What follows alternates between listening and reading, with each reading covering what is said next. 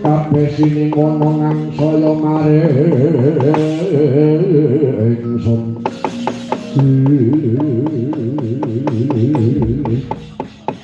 iki adalah iya jagat dewa Bathara masih sanging Bathara jagat durung sawetara soyang nggonku lumaku manjing wana satriya bagus mlaku sapa arane kowe gaging aku Panah Pandhawa Raden Arjuna kaling aku Begawan Kumbara Resi Srayang saka ing negara Ngastina mengko dhisik akar takon karo kowe Raden Janaka takon perkara apa kowe ngerti beburanku ora ana pitan menjangan kang lumahi sajroning wana wah duranku dudu bangsane Sabawana kang berburu ramaliya ya kuwi teng ngarep sanggeni yen wis ketemu wis sanggeni arembok kapake bakal maten marga sing ganggu gawe nggonku bakal ngaturake dharma bekti tumat Sinuwun Prabu Duryudana yen ngono wis ketemu kelawan wong kang mbok goleki karepmu kepiye mangerti yo Arjuna iki wong atuwane bisa ibadah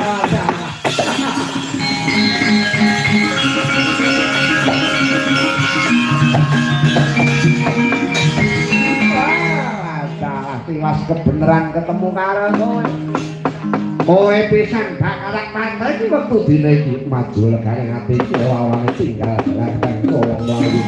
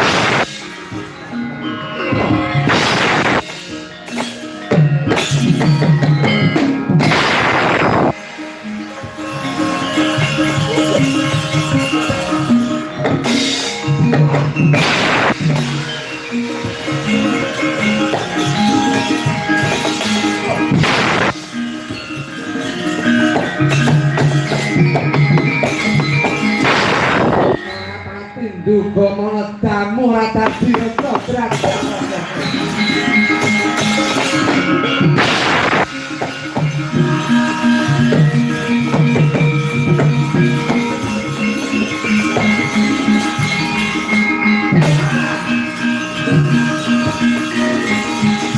Besok kali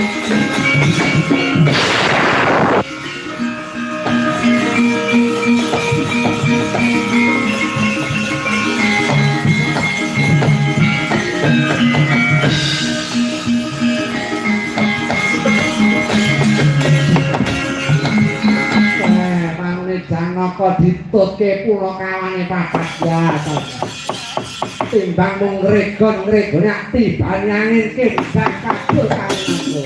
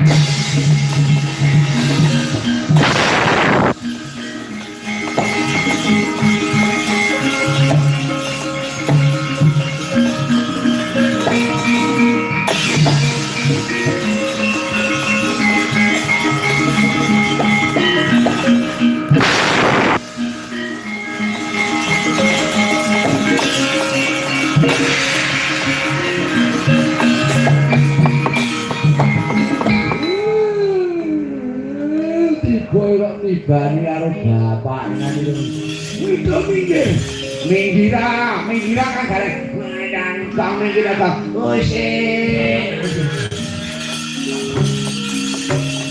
dan tiga kali lempur mangsang bok lain tiga ngepasin kacanya orang batuan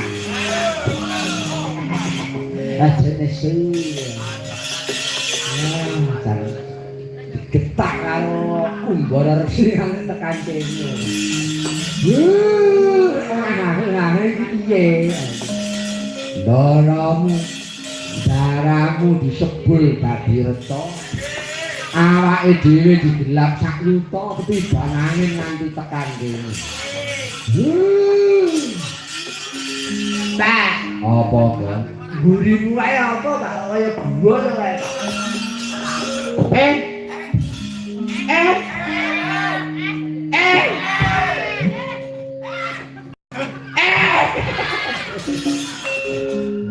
ora sopan karo wong tuwa. Lah wong weruh apa kok ake-ake ae. Ana cahya. Cahya apa? Bagong. Apa bae? Rene, aku gelem lho dadi plelaki. Iki japi.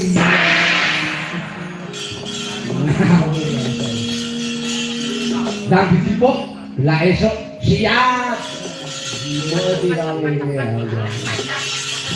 sing laden ndi cepuke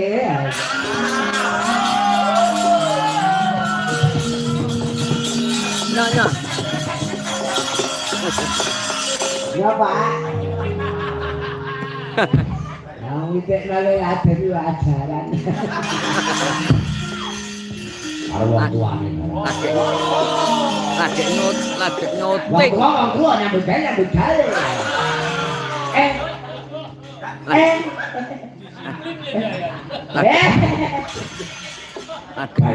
Gareng. Iki semune ora gadah jam aku kangen mayang. Rasa kebrungsung. Cepuk iki apa coba dibuka, Bang?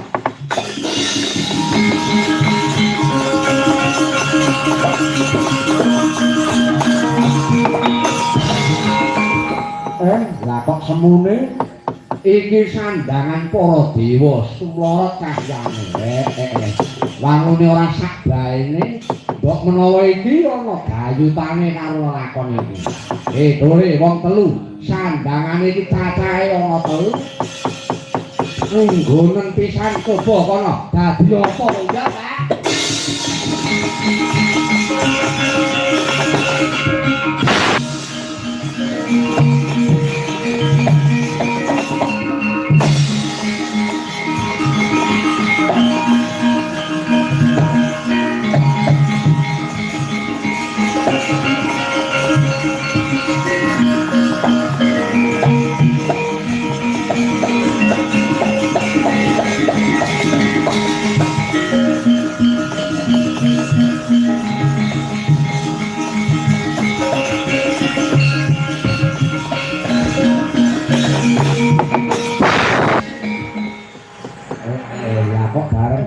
Dinggo dadi manik moyo para guru Narada karo Yamadipati.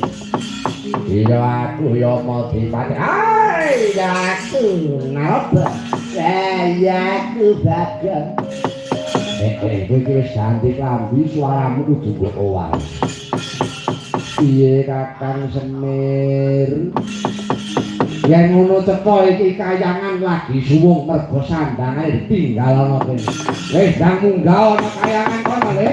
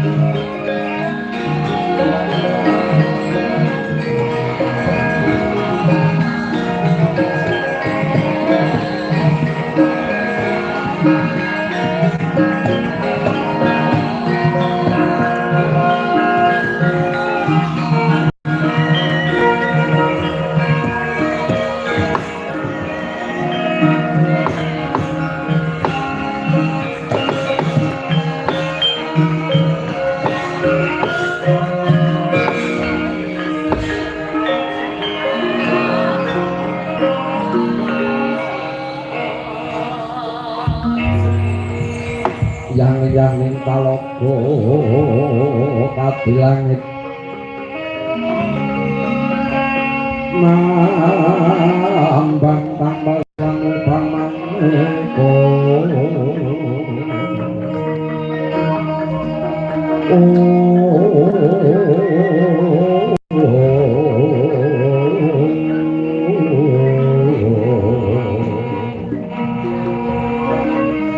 lintang daya kusuma ya sumawu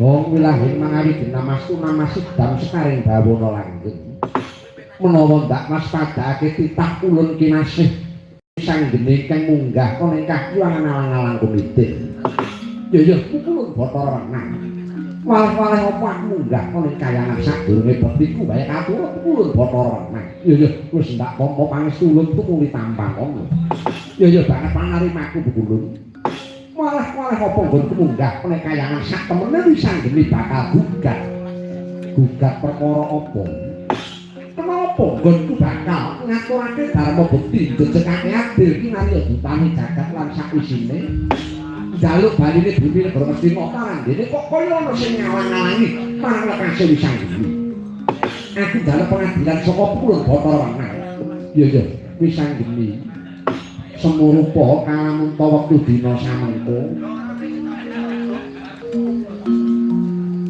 kalamunta wektu dina samengko nggonmu bakal njaluk baline negara Ngastina iki durung temekane mangsa kala jarakan Ustinodra dene jagat jinangka dening dewa besok bakal dumadi perang gedhe yaiku ing aran Barata Yudha Jaya Binangun nadyanto iku isih kinodrat kang jinangka perkara dadi lan orane sira ora darbe wenang supaya anggege mangsa njaluk baline negara Ngastina yen mengkono aku njaluk kali damel dalan padhang nggonku bakal ngrampungi perkara iki wektu dina iki ulun bakal paring pusaka ingkang aran Gada Inteng iki besok kena kanggo senjata pamunah mung wae durung bisa mbok gunakake dina samengko luwih dhisik roti nang wujuding Gada Inteng nanging sadurunge gunakna Gada Inteng iki kinarya madanake lakon ingkang ganggu gawe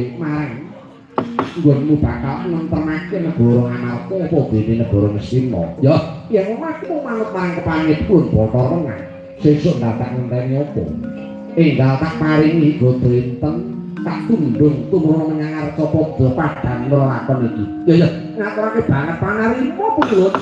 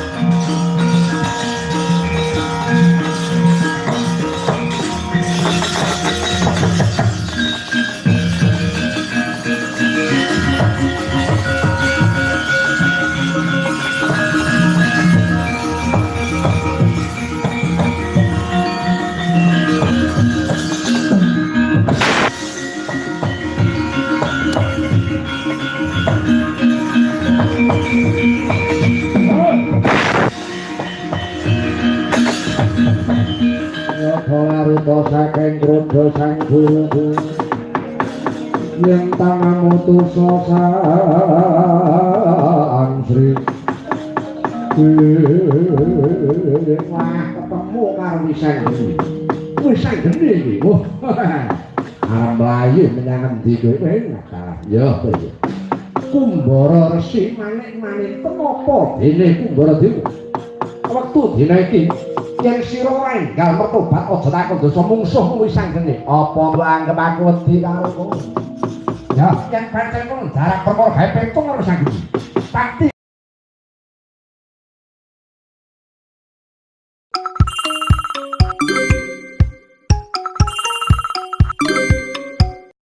manuk semaning jajalanan anakku lanang mbok nggo pengewan-ewan Resi Setmata ingkang ora trima senjata cakra pacangan Pak